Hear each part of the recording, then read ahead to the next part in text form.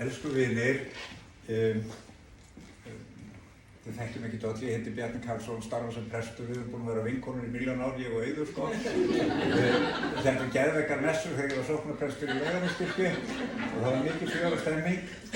Sá sem ég þjóna lét hafa eftir sér eða einhver hafði eftir honum af ávöxtunum skuluð þið þekkja það. Af ávöxtunum skuluð þið þekkja það. Ástæða þess að ég hef í mínu líf og starfi og það er rétt verið nágrannar því að það er ekki bara ráðuneytið sem flytur hingað, ég er með sálgæslustofunum mínu heima við göttuna.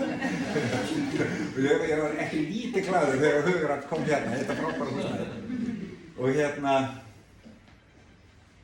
sko ég í mínu starfi, bara vegna þess að ég vinn sem prestur og sálgæslu, ég sökka fyrir heilbrigði.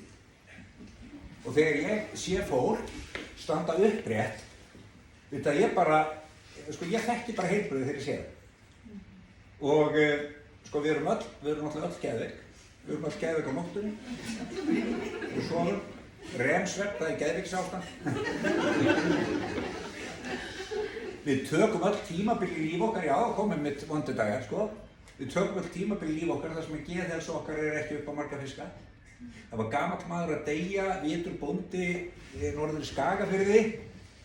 Húmóristi hafði lifað lífinu sínu, svo var hann deyja og svo var hann spurður, Haraldur minn, hvernig er heilsa? Hún er góð, en hún er ekki mikil, sagði hérna. Hann var búinn að fatta þetta með heilsuna og vita að þetta er kjarni allra lýðheilsustefnu að við föttum, veitu hvað er heilsa? Heilsa er í eðli sínu eitthvað sem við öll höfum. Já, við höfum öll geðveik, en við höfum öll heilsu. Og við höfum öll heilsu til þess að höndla og spurningin í líf okkar allra, hvort sem við glímum við sko, skilgreindar áskoranir, skilgreindar andlegar áskoranir eða bara almennar, það var alltaf spurningin, eða á öðrum sviðum, okkar heilbrigðis, það var alltaf spurningin, heyrðu, hvernig ferð þú að því að höndla heilsuna þennan, hvað gerir? Ert þú að lifa lífinu þínu eða tekur bambadýrað á þetta og ert í rauninni bara og horfi í bíljósum meðan lífið sem er trukkur keyrir yfir þig? Sko, er lífið trukkur sem keyrir yfir þig? Eða ert þú að, hefur atbeinað þig í lífi? Veitu það, ef það væri ekki þannig, ég myndi ekki stíga fæti mínum hérna inn í þetta hús og ég myndi sko aldrei vinna með nokkuð staðar með fólki, bara í fúlustu alvöru, að þetta er svo mikið alvörumál, þar sem að ekki væri verið að tala að styðja fólki því að hafa atbeina eigin líf og vera í alvöru að gera lífið sitt og að nákvæmlega það sem er að gerast hérna, bara þetta er þannig hér, innan þessara veggi, er svona, fyrir ég labba hérna, mér líður alltaf að ég sé að koma í helgi. Helgidómur er nefnilega staður, það sem er bara í lagi að vera ég. Það sem maður bara má vera maður sjálf og það er bara ekki tekið neitt tollur að þið vera ég, það er bara í lagi að vera ég með kostum mínum og áskorunum og líka með göllunum og öllu því sem ég hef að bera og líka það sem er í lagi að eiga mína sögu. Ég veit það bara fyrir sjálfa mig og kona mín veit það og Guð almáttugur og börnunni líka því miður að ef mér væri ekki fyrirgefið þá og fengi ekki tækifæri til að endurskoða mig og endurvinna traust og endurhugsa lífið, þá gæti ég ekkert staðið í lappirnar sko. Ekki ég sko. Það er kannski einhver hérna inni sem að bara er handhafi samvitans í sínu lífi. Það kann að vera, það væri gaman að hitta á persónum.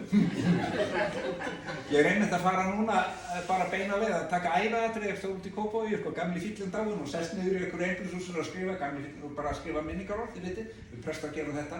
Ég hef ekki ennþá hitt þá stór fjölskyldu þar sem er ekki einhver fjandans bammer. Ég býð hann eftir. Það er alls það fjandans bammer. Lífið er bammer og það er ves.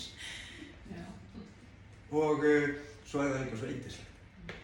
Og ef við höfum sans fyrir að hafa sko, smekk fyrir því, sættum okkur hvað þetta er mikið vesa og höfum fyrir því sem að það heitir lýðræði.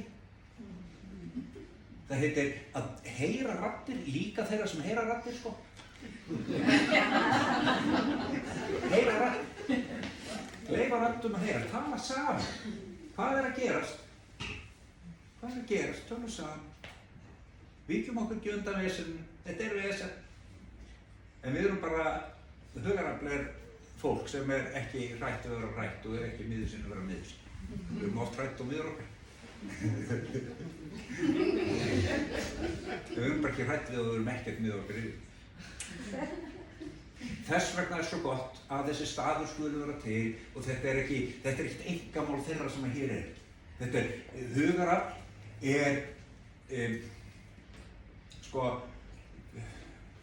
þetta lýðheilsumál að það séu til staðir, það séu til helgidómar eins og þessi það sem ofboðslega lágur þröskuldur og maður segja sjálfgæti þú bara getur komið einn og þú bara komin einn fyrir þig og það bara má ég vera ég, hvað, í alvöru og þú færð þessa góðu frétt í minni hefur þetta kallað fagnaðarerindi það má kalla þetta hvað sem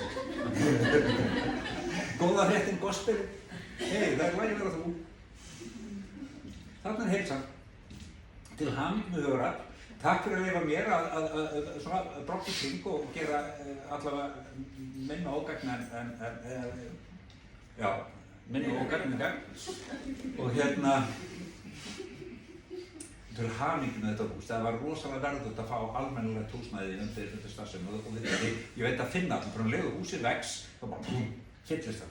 Það vegna þess og það ekki út á húsinu. Það út á fólkinu sem að starfa, út á andan, út á þessari ofboðslega brýnu þörf og þessari þrá eftir heilbrigði eins og formaður komst á orðið, þrá heilbrigði. Ójá, takk.